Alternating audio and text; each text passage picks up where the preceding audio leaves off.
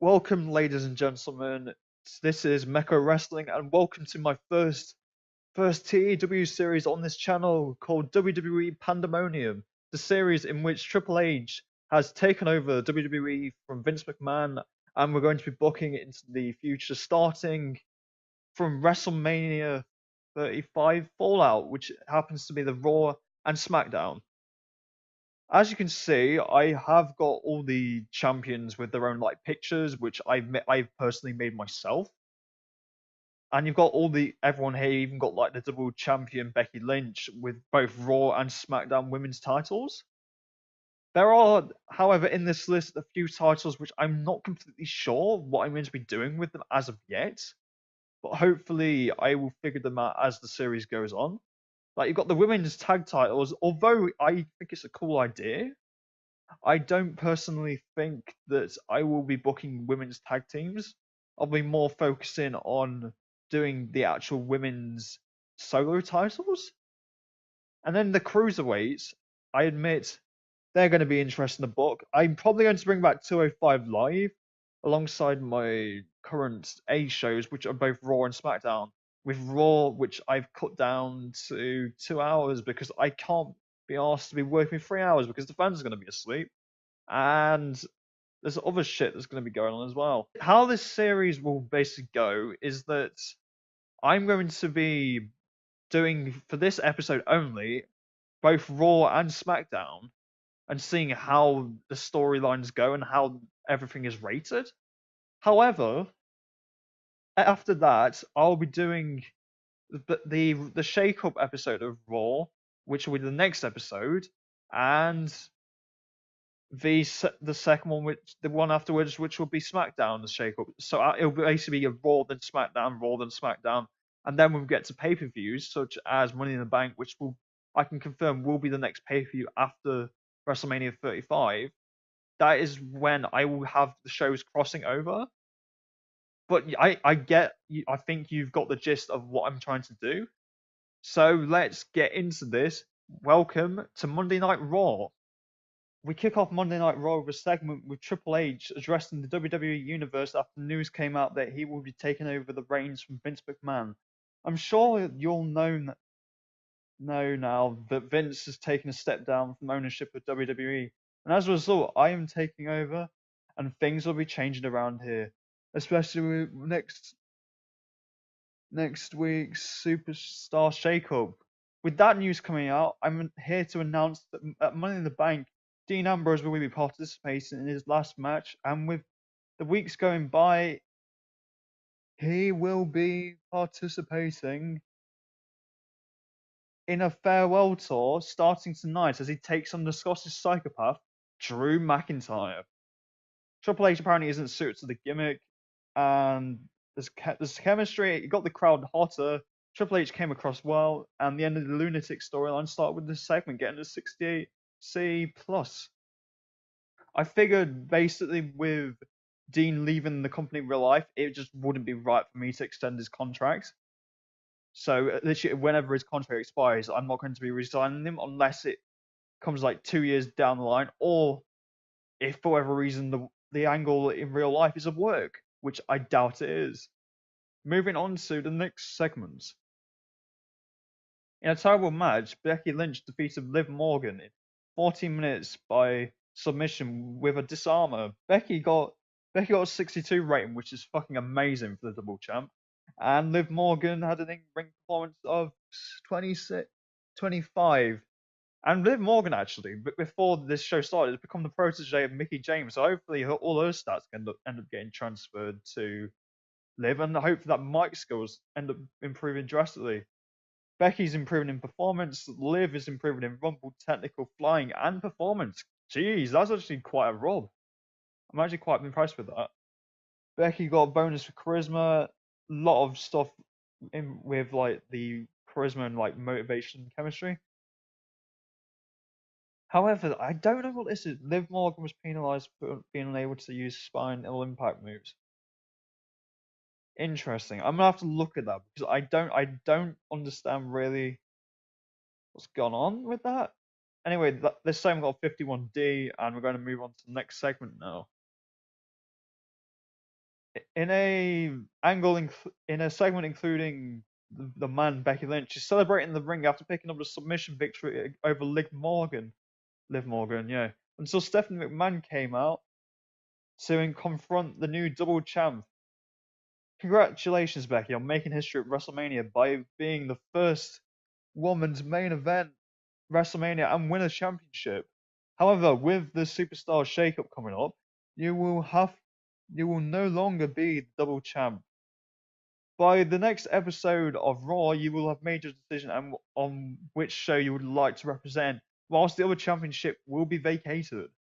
Becky Lynch improvised well during the segment, and crowd got hotter, and the Man Rides On storyline has started with this segment. No skills to improve on, and it got 65C, which is quite good for a women's segment, honestly. Moving on to the next segment. In a bout that had decent wrestling but didn't have much heat, Finn Balor defeated Baron Corbin in 11 minutes 56 by pinfall with a 1916. Finn got a 60, Baron got a 49, and the Demon Hunt storyline started with this segment. Baron is improving in Rumble and performance skills, and Balor is improving in performance, so it's quite decent stats happening. Finn Balor was penalised for being unable to use Spinal Impact moves. Baron Corbin was penalised for being unable. I'm gonna have to look at the company stuff for that because I'm very like confused as to why that's happening. I don't know if that's to do with the company settings or what. But surely it shouldn't be affecting things that much. And after the match, Bobby Lashley comes out and joins Baron Corbin in attacking the Intercontinental Champion Finn Balor, and the storyline progresses, and he got a 51D plus, and there weren't any improvements or anything to the actual stories itself. I was hoping there'd be improvements, but nah, everyone's the same. Moving on to the next segment. Paul Heyman and his client Brock Lesnar are currently still in the ring after Brock Lesnar lost his Universal Championship to Seth Rollins at WrestleMania 35 after a low blow and 3 curb stomps. Ladies and gentlemen, my name is Paul Heyman, and I am the advocate to the beast, Brock Lesnar. You see, my client Brock Lesnar is demanding his rematch for the Universal Championship after Seth Rollins stole the victory after a low blow. Brock Lesnar should still be your reigning, defending Universal Champion. Clearly fed up with the complaining from Heyman, Stephanie McMahon comes out to address the situation. Can you just stop talking? I agree that Rollins did win the championship via skeptical means, meaning Brock Lesnar will take on Seth Rollins in the main event for the Universal Championship. However, there is a catch. If Brock loses to Rollins tonight, he will no longer be able to challenge for the Universal Championship whilst Rollins is still champion. Brock looked good. Beast Slayer started with this segment, and he got an 82B, which is a very good segment. Brock's becoming a better actor, and he's developing better performance skills. Not bad. He can't really talk in real life, but at least he's improving in this game. God, if he was still Universal Champion, I probably would stop watching. Like, it's just getting so stale, him being at the top of the mountain all the time. It's just so bad. Anyway, going on to the next segment. In a poor match, Dean Ambrose defeated Drew McIntyre in a 14:06 by pinfall with a Dirty Deeds. Dean Ambrose had an in-ring performance of 61, McIntyre got 37, and the end of the Lunatic storyline has advanced to this segment. Got on 59C. It's not too bad, where Drew's improving in Rumble and performance, Ambrose is improving in technical and performance skills. Not bad at all. Moving on to the main event, I believe. In a good match, Seth Rollins defeated Brock Lesnar in 14 minutes by pinfall with a ripcord knee following the interference from Braun Strowman. Seth Rollins makes defense number 1 of the WWE Universal title. Brock Lesnar and Heyman have pretty good chemistry. Rollins is apparently not suited to his gimmick. I'm going to have to make a note of that. Brock Lesnar got an 81, Rollins got a 64, and the Beast Slayer storyline has advanced to this segment. Rollins is improving in Rumble and performance. there is definitely something in the company because it's usually doing it on every match, and it got a 72B, the whole spinal impact thing. I need to change that probably on the next show because it is. It's I don't get. It's literally killing segments because of it. Moving on to the next segment. Basically, fucking hell, that was a good segment. Braun Strowman attacks Brock Lesnar, beating him and standing tall. Basically, Braun wanted Lesnar before the WrestleMania, and he wasn't able to get him. So now, winning the Andre the Giant Memorial Battle Royal, he decided, yeah, screw it, I'm gonna go after Lesnar because he's clearly the biggest threat in the WWE. This segment got a 95A. Brock Lesnar and Heyman have good chemistry. It's saying it deserves better announcement, better commentary. There's no improvements, and apparently there's poor stuff. End the show, see what we got. Overall, we got a 70C plus. I think there's a few segments losses, like a few losses quite a bit.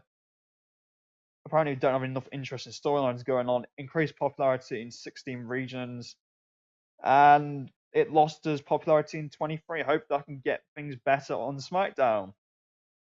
And I will see you there. And we've now moved over to SmackDown. I've actually done a few things this show which were actually inspired by the previous episode of SmackDown that's aired this week, so hopefully this goes reasonably well. In an abysmal pre-show match, Sonya defeated Carmella in 10 minutes by submission. Sonya and Carmella don't seem to click. When announcing quality of the match, Color gave a boost. Sonya got 26, Carmella got 29. I actually really want to push Sonya in this save, so she's going to be getting quite a few wins, honestly. With her improvements, Carmella's improving in performance, Sonya's improving in technical and performance. And this segment got 29E. Hopefully the next pre-show match gets better because I've actually decided to do a few pre-show matches this time. I will probably do them in the future shows as well, so that should be pretty good. In an abysmal pre-show match, the Iconics defeated Tanea Brooks and Summer Rae in 10 minutes when Billie Kay defeated Tanea Brooks by a pinfall. Billie Kay was off her game. Tom Phillips and Corey Graves have good chemistry. Billie Kay got 29. Peyton Royce got 29. Daniel Monet got 26. To be fair, I could probably hire her back in again because she doesn't look too bad at all. Billie Kay is improving in performance. Summer Rae in Rumble technical and performance. Peyton Royce in Rumble flying and performance. And then Tanea Brooks' Rumble technical and flying. Like, this was basically inspired off the segment this week with the Jobber tag team match. So I was just like, it was sounding like a pretty good idea, and it gives me a way to implement both the Iconics without like putting them on the main show, but like keeping them relevant at the same time. So it's got a 28E. Now let's get on to the main show. Hopefully this goes better than Raw did because Raw was absolutely disastrous. Also, I sorted out the spinal impact thing, so that shouldn't be affecting matches as much as it did last show. So let's get on with this. In a bout which had terrible wrestling and non-existent crowd heat, Andrade Almas defeated Mustafa Ali and R-Truth when Andrade Almas defeated Mustafa Ali by pinfall with Alessandra. Andrade carried the match in terms of in-ring performance. Andrade got 53, Mustafa Ali got 29, R-Truth got 36. Jesus Christ, Andrade is an actual god. I'm probably going to push him in the save. R-Truth is improving in Rumble technical and flying. Andrade is improving in Rumble performance. Mustafa Ali is improving in Rumble flying and performance. And the segment as a whole got 45D. So at least we're getting somewhere. It seems to start better than Raw did, so that's a positive. Let's see how the rest of this show goes. Samoa Joe has just come out to gloat about the fact he defeated Rey Mysterio at WrestleMania 35 in less than a minute. What stands before you is a man who destroyed Rey Mysterio in under 60 seconds at WrestleMania. So let this serve as a warning. I may just take less time to beat up any other superstar in WWE. Ray then runs out to the ring to brawl Joe, and with it ending with a 619. Samoa Joe worked the crowd well, using the freedom to improvise to his advantage. Samoa Joe got a new catchphrase. Jesus Christ, his microphone skills are great already, and now he's got better microphone skills. It's decent. Really. They destroyed the Rey Mysterio as started with this segment, and he got 65C. Also, by the way, the triple threat that was previous, I didn't say it, but it was for the #1 contendership to face Joe next, because I think there needs to be a little gap between him facing Ray and facing someone new, if you got what I mean. Anyway, that was a really good segment, honestly. There weren't any improvements, but Joe's got a new catchphrase, so should be pretty good at speaking, even though he already is. Let's see how the next segment goes. And about that had decent wrestling, but not much heat. The Hardy Boys defeated the Usos in 15 minutes when Jeff Hardy defeated Jimmy Uso by pinfall with an extreme combination. The Hardy Boys carried the match in terms of in-ring performance. The Usos and Hardys have great chemistry because obviously Jeff got a 70, Matt Hardy got a 60, Jey Uso and he got 56, and Jimmy Uso got 58. It's a decent segment, 68 C plus. When Jeff, I'm surprised Jeff's not declining or anything, but he's still bloody sick, isn't he? Jimmy Uso is improving in Rumble, technical and performance. Jey is improving in Rumble, technical and flying. I think he's literally improving everything. Then Jeff's improving. Jesus Christ. Perhaps I should give Jeff a singles run.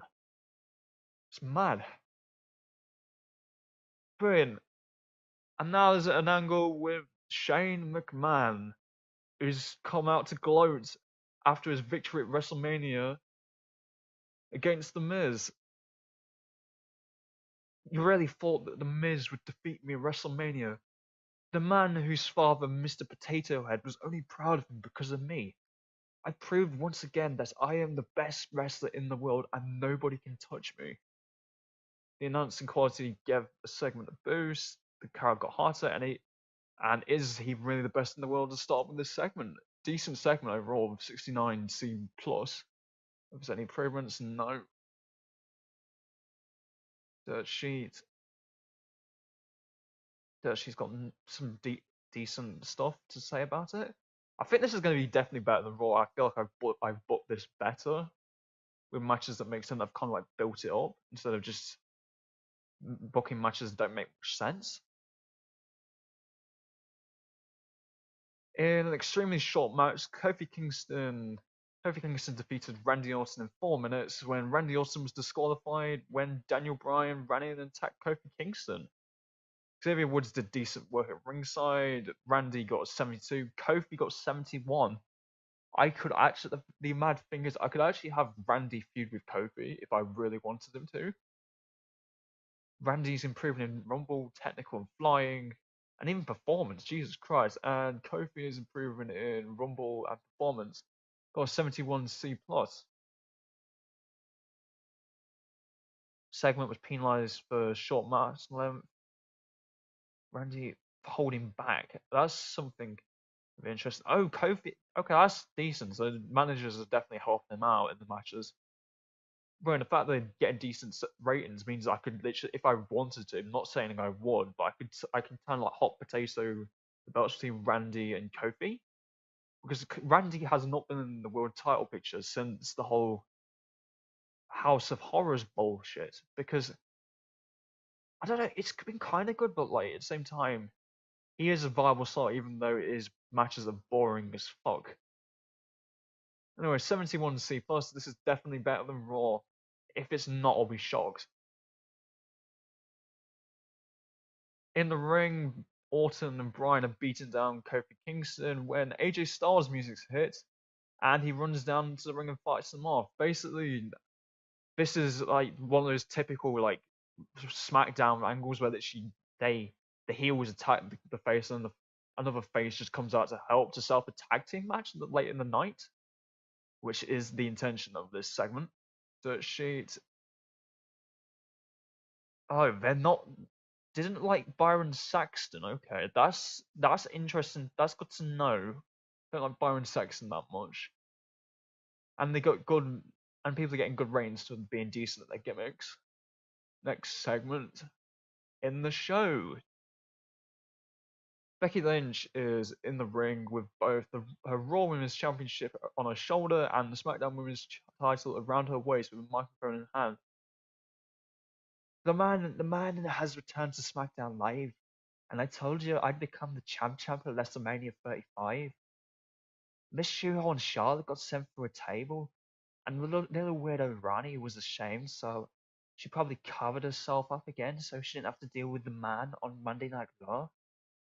Speaking of Raw, Stephanie McMahon told me I have to make my own decision. Raw or SmackDown?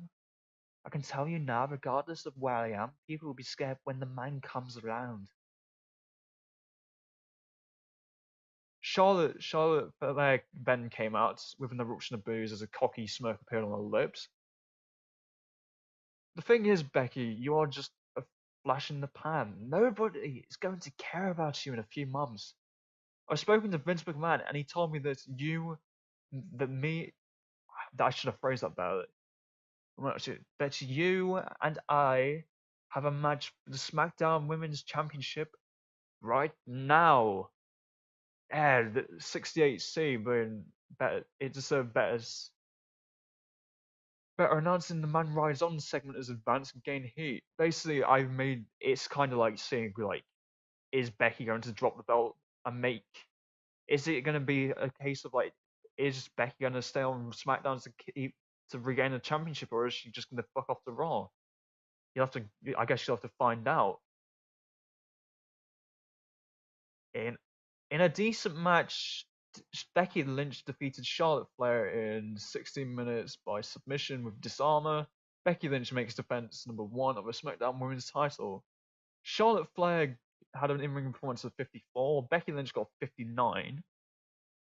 Got 57 C minus overall. That might have killed. That might have dropped the show a little bit. I was kind of expecting a little bit better. I was thinking maybe we'd get like a 60, but it's still all right. It's passable. Better than Raw segments. Becky Lynch is improving in Rumble and flying. Charlotte Flair is improving in her technical skills. Rode odd face and heel. Is Becky not? Don't tell me Charlotte's fake. Charlotte, is she face? I beg she's not. Can I just click on? Can I just see what she's?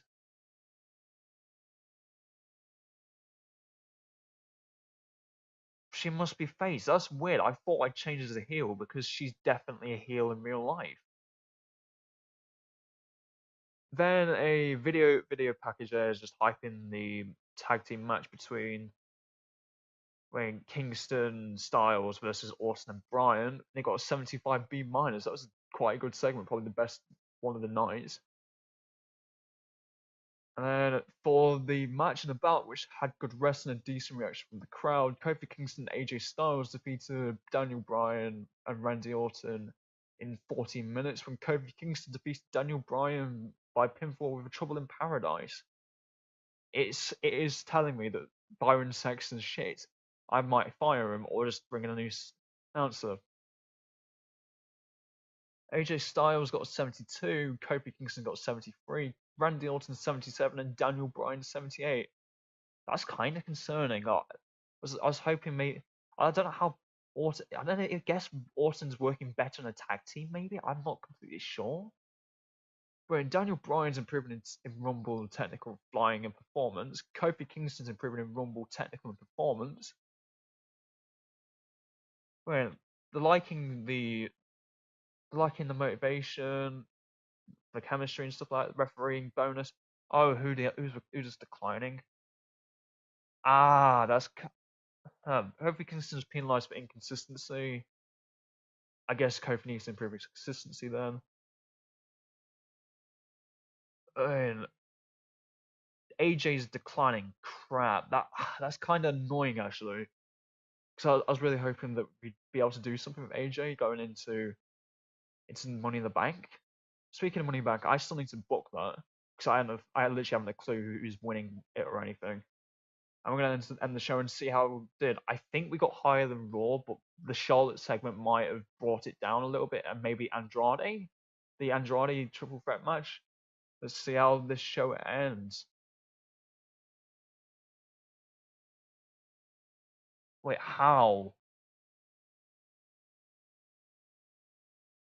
Did we really lose that? Jeez, that's kind of annoying actually. So Andrade and fucking Becky lost his ratings. Jesus, that's actually quite bad. Anyway, guys, if you've enjoyed the video, let me know how you found the booking of this episode. Is there anything you disagree with me on? Do you think I should send? Do you think I should focus on certain superstars, or do you think I'm doing the right kind of angles? But until next time, this has been Mecha Wrestling, and I'll see you all soon. Goodbye.